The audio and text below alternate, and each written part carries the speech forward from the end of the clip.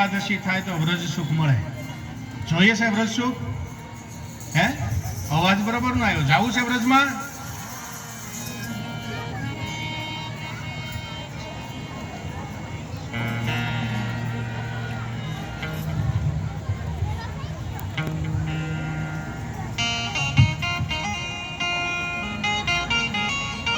પણ મેં કીધું એવી એકાદશી થાય તો ફલાહાર વાળી. પણ ધરાળ થાય અને પછી ગાડી ઉલાળ થાય એટલે બપોરે 2.5 કલાક ઊભું પડે તો એ એકાદશી કામની નથી. પણ એ એકાદશી થાય તો શું થાય ખબર છે? એ એવી એકાદશી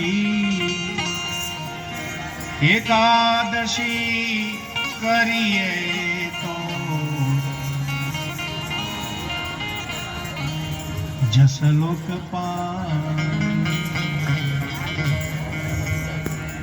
આપણે કીધી એવી એકાદશી આપણે થોડી વાર પહેલા વાત કરી ને, 11 પ્રકારના રસ થાળીમાં પીરસાય. હા,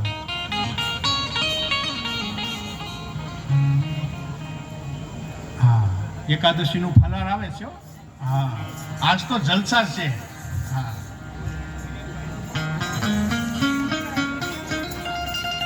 આજે અહીંયા કથા મંડપની અંદર ભગવાન નારાયણ આવે ને એટલે બધું આવે. હા,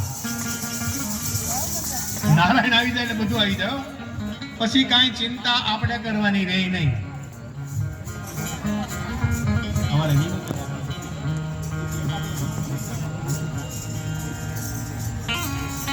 ભગવાનનું પ્રાગટ્ય કથામાં થાય એટલે આનંદ થઈ જાય. આજે કથામાં એકાદશીનો પવિત્ર દિવસ સોમવાર પણ છે અને કથા શ્રવણ કરવા આવેલા બધા જ લોકોને ઉમિયાજી ઓટો રિવાયરિંગ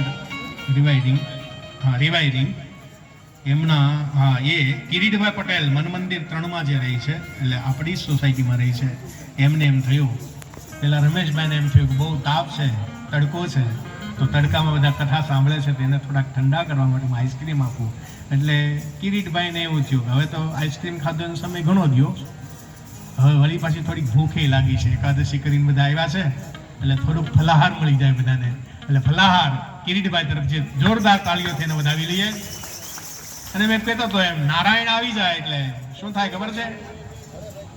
આવતીકાલે ગાવાનો શ્લોક, પણ આજે થોડોક ગાઈ દો.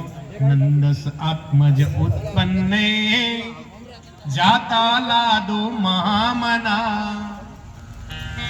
નંદ બાવાના ઘરે લાલાનો જન્મ થયો એટલે નંદ બાવા તો ઠીક, પણ આખા વ્રજના લોકો બહુ મોટા મનના થયા હતા. આ માખણ ને દહીં ને બધું ઉડે છે ને, રેલમ ચલમ થાય છે ને, શું કામ? બધા પોતપોતાના ઘરેથી લઈને આવ્યા છે ને ઉડાડે છે એકાબીજાની ઉપર. મોટા મનના થઈ જાય એટલે ભગવાન જ્યારે જ્યારે આવી જાય ત્યારે લોકો મોટા મનના થઈ જાય. અહીંયા મને તમને બધું દેખાય છે, હે, મોટા મનના રમેશભાઈ થયા, કિરીટભાઈ થયા, હે, કે લોકોને કાંઈક સત્સંગ કરવા માટે બેઠા છે, કાંઈક મળી રહ્યું છે, તો ચાલો મને કાંઈક ભગવાને આપ્યું છે તો હું એમાંથી કાંઈક ન્યોછાવર કરી અને કાંઈક સત્સંગ થઈ રહ્યો છે એમાં કાંઈક પુણ્યનું ભાથું બાંધી લઉં. તો આવી રીતે એકાદશી કરીએ તો વ્રજ સુખ મળે, પણ આપણે કીધી એવી એકાદશી કરીએ તો શું મળે? જસલોક પામીએ. જસલોક એટલે મુંબઈની હોસ્પિટલ છે. હા, ત્યાં ન જવું હોય તો આવી સારી એકાદશી કરવાની. એ એકાદશીનું પવિત્ર વ્રત રાજા અમરીશે કર્યું છે અને આગળ જતા એના વંશમાં એક સગર રાજા થયા છે. સગર રાજાને 60,000 પુત્રો હતા. કપિલ ઋષિના શ્રાપના કારણે બળીને ભસ્મ થયા છે. એનો ઉદ્ધાર કરવા માટે થઈને એના વંશમાં 3 પેઢી દ્વારા સરસ મજાનો પ્રયત્ન થયો છે અને પ્રયત્નના કારણે 3જી પેઢીએ ભગીરથ રાજા દેવકુલ્યા ગંગા, જે સ્વર્ગમાં વહેનારી નદી હતી, એ નદી આ જગતમાં આવી છે. ગંગા મને તમને મળી છે. એ ગંગાનું મૂળ નામ છે દેવકુલ્યા. કદાચ કોઈને ખબર નહીં. શું કામ દેવકુલ્યા નામ છે એની પાછળ કથા છે, તો એ કથામાં જાઓ તો પછી આ કથા આપણી બરોબર છે. વળી પાછો ખૂબ વખત અવકાશ મને તમને મળી જાય ત્યારે આપણે કથાની ચર્ચા કરીશું. તો એ દેવકુલ્યા ગંગાના રૂપે આ જગતમાં આવી પોતાના પિતૃઓના રાખના ઢગલા હતા એની ઉપર ગઈ અને એ ગંગાના જળના કારણે એના પિતૃઓના મોક્ષની કથા બની છે. તો એવી પવિત્ર ગંગા એના વંશો દ્વારા લઈ આવવામાં આવ્યા છે. આગળ જતા હવે રામચરિત્ર તરફની યાત્રા હું તમે કરીએ. અયોધ્યાનું પવિત્ર નગર. આવો હવે બધા થોડી વાર માટે અહીંયા મન મંદિરમાં, રાજુલામાં મન મંદિર સોસાયટીની અંદર મહાકાળના સાનિધ્યમાં કથા મંડપમાં બેઠા છે.